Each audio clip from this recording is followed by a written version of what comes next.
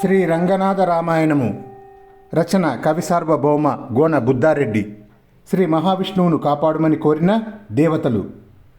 దశరథుడు అశ్వమేధ యాగ దీక్ష వహించి యాగము చివరన యాగము చేసిన అధ్వర్యునకు, బ్రహ్మవేత్తకు, హోతకు, ఉద్ఘాతకు అయోధ్యను తప్ప రాజ్యమంతా దానము చేయగా, రాజ్యం ఏలగల వాళ్ళము కాము రాజా, మాకు వలదు అని వారు అనగా, వారికి బంగారము, గోవులను లెక్కలేనంతగా ఇచ్చాడు.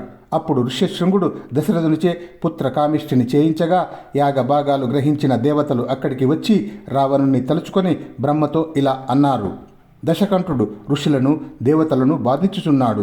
మీరిచ్చిన వరశక్తి పొందినందున రావణుణ్ణి వారించలేకుండా ఉన్నాము. వాణ్ణి చూస్తే గాలి వీచటానికి భయపడుతున్నది, సముద్రం అలలెత్తి ఘోషించటానికి భయపడుతున్నది. ఇంద్రుణ్ణి పట్టి పరాభవించిన రావణుణ్ణి, గంధర్వ యక్ష మునుల సాధువులను పట్టి బాధించుచున్న రావణుణ్ణి అంతం చేసే ఉపాయం ఆలోచించుమని అడుగగా, బ్రహ్మ వారితో, వానికి వరమిచ్చినప్పుడు వాడు నరులచే మృత్యుభయం లేకుండా చేయుమని అడగలేదు, కావున నరుని చేతనే వాడు చావవలయును అని, అందుకై నారాయణుడి వద్దకు వెళ్ళుదమని వారితో వెళ్ళి, త్రైలోక్య కంటకుడైన రావణుని పొలియించి రక్షింపు మమ్ము అని దేవతలతో కలిసి బ్రహ్మ ప్రార్థించినాడు.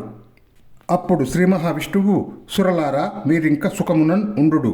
అరిగి మత్స్యమున నేను అవతారమంది ఆదట బంధుమిత్ర అమాత్య పౌత్ర సోదరయుతు దశాస్యుని కీటు అడంచి నిండారన్ ఏలెద నీతితోన్ 11,000 కుంభినీతలము అని శ్రీ మహావిష్ణువు అభయం ఇచ్చాడు.